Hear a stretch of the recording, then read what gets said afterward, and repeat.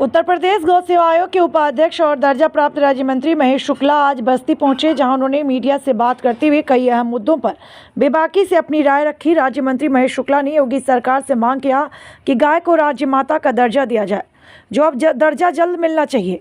इसके लिए वह सरकार से बात करेंगे और जनमानस की भावना को देखते हुए इस पर निर्णय लेने की मांग करेंगे।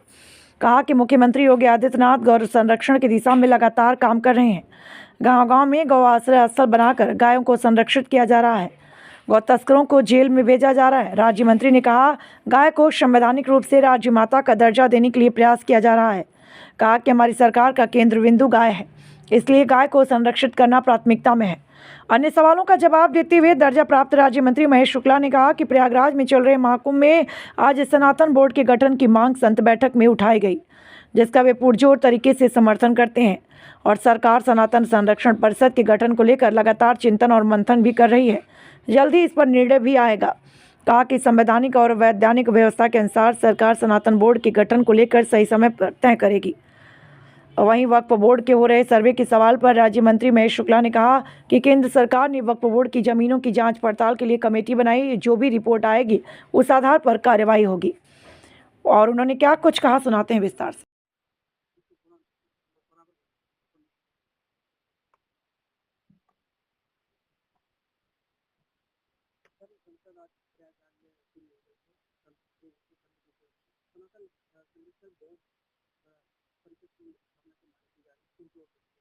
जब से मानव सभ्यता आई है, तब से लेकर महाकुंभ में कोई ना कोई संतों के द्वारा देश की जनता के समक्ष जनादेश दिया जाता है और संत समय समय पर समाज का, देश का मार्गदर्शन करते हैं।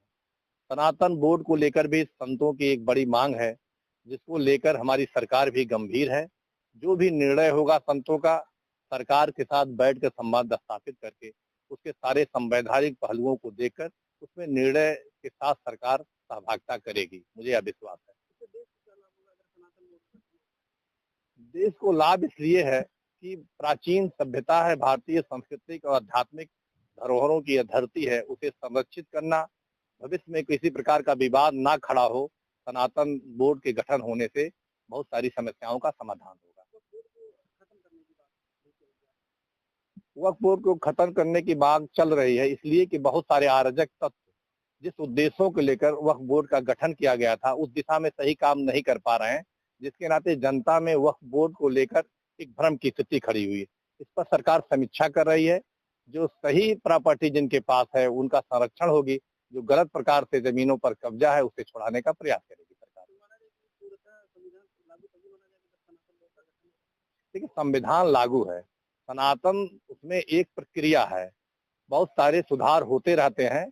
देश तो आजाद 1947 को हो गया और कल हम लोग 26 जनवरी 1950 से तब से आज तक लेकर भारत के उन तमाम लोगों ने जिस उद्देश्यों को लेकर अपने प्राणों की आहुति दी है, उस पर समाज संस्कृति मिला के काम कर रहे हैं। ये कहना कि अब जाके कहीं देश स्वतंत्र हुआ, सही नहीं है, लेकिन सुधार लगातार होते रहेंगे।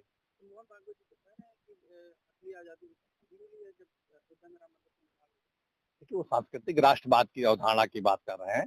उनका मानना है कि जो करोड़ों करोड़ों वर्षों से जो हिंदू जनमानस जिस राम के प्रति श्रद्धा रखती है, उनके भव्य मंदिर निर्माण होने से उन श्रद्धालुओं के मन में श्रद्धा व्याप्त हुई है कि हाँ, भारत एक सांस्कृतिक राष्ट्रवाद का धरोहर वो संजोए रखने में सक्षम है। इस उद्देश्य को लेकर उन्होंने ये कहा है कि अब जाके आजादी मिली है।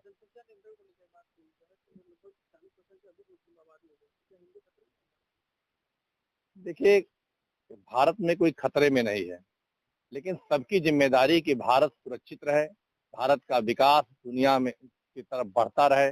जिस आधार पर भारत की तरफ पूरी दुनिया देखती है, वो तब होगा जब जनसंख्या का सामर्थ्य तो ठीक रहेगा और निश्चित रूप से धीरे धीरे संत मुनि समाज के लोग मिलकर इसको ठीक करेंगे। देखिए, टेक्निकल रूप से अभी राजमाता का दर्जन नहीं दिया गया है, लेकिन हमारे जनमानस में हमारे योगी आदित्यनाथ जी महाराज जिस श्रद्धा से गौ माता की सेवा में अपने आप को संरत हैं, उस जो संवैधानिक पहलुओं को देखते हुए शीघ्र उस पर निर्णय लेगी सरकार हमारी।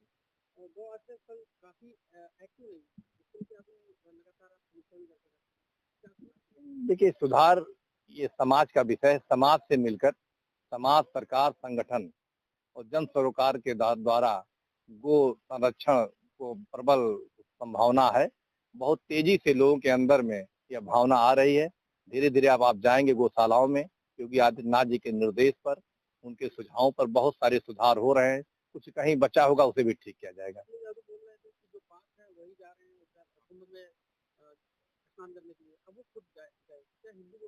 देखिए, उनको देर में एहसास हुआ कि वो पापी हैं, क्योंकि हिंदुत्व के खिलाफ हमेशा बोलते रहे हैं, आतंकवादियों का संरक्षण करते रहे हैं।